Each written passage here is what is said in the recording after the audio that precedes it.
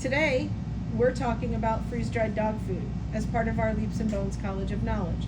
And we have Amy and Alicia here to talk about different types of foods, what's the benefit, and what are they really. So we're going to start out with freeze-dried dog food. So I'm going to just ask the first question. What is freeze-dried dog food?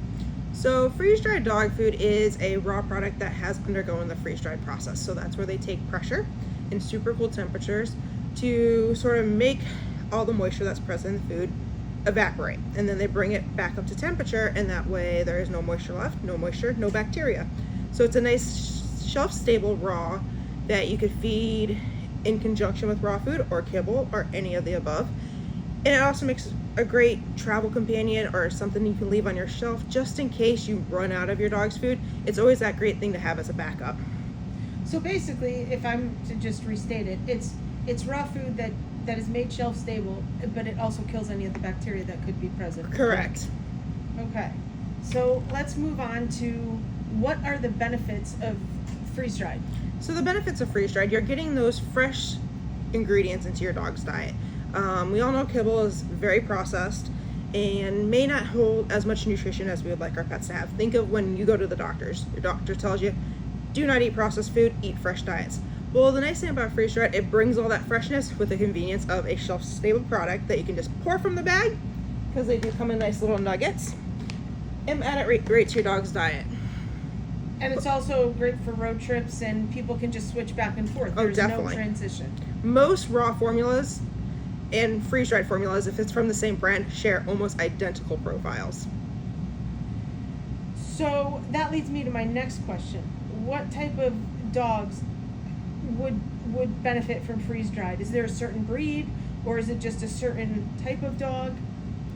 I wouldn't say it's necessarily breed specific. No.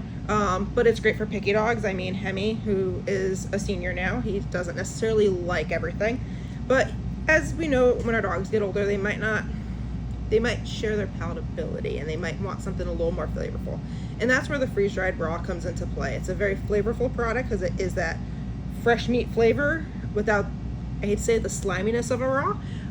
So the dogs really do enjoy it. So if you have a picky dog, it's that great option.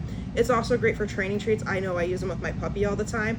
That way, if we're doing a lot of training, I'm feeding her nice whole foods instead of necessarily treats. So if she's not hungry for dinner, no big deal. She had a good meal. And I think one of the other things to add on there is the temperature difference. So with raw, a lot of times it's cold. Yep. So with the freeze-dried, it's not cold. So Hemi, especially being a senior dog, doesn't like the cold raw dog food anymore. So that's why he really enjoys the freeze-dried, is because we can add warm water to it. I got sensitive teethers now.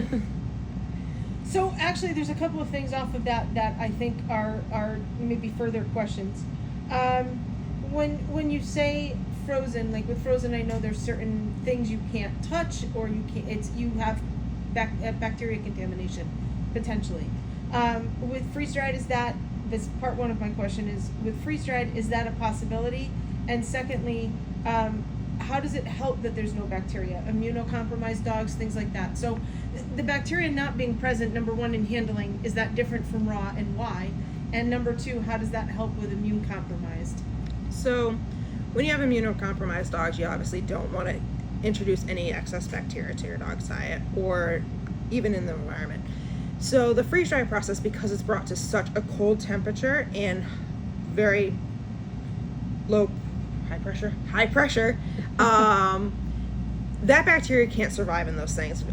So it obviously dies, which is good for our dogs. So there's no bacteria present in a freeze-dried at all. So for those immunocompromised dogs, those senior dogs, or any of those dogs who may not be able to handle a typical diet or environments or has really bad allergies, a freeze-dried raw is going to be a perfect complement for that. And handling, it's much better than raw in And some ways? if the human is immunocompromised, yes, handling is much safer. You're not worried about bacteria. It's completely clean. I mean, obviously, we still want to wash our hands every time we handle Correct. anything, because that's what you should do with any food source. But there is actually less bacteria in a freeze-dried product than there is in a kibble product. And so how do you serve freeze-dried? Freeze-dried is easy. It's simply just pour, or you can break up the patties. We do recommend adding moisture to them. So whether you're adding bone broth, goat's milk, Even warm water, any of the above is a great way to add additional pre and probiotics into it as well.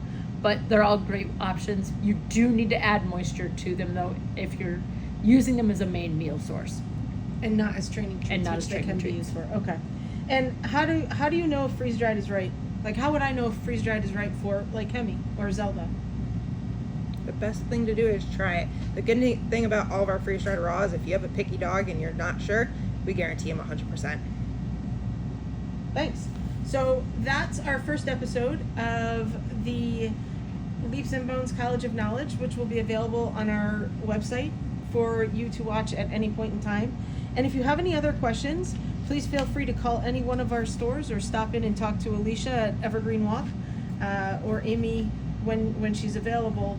But Alicia's the go-to for our company for foods, and we can answer any of the questions you may have. So we'll see you next time.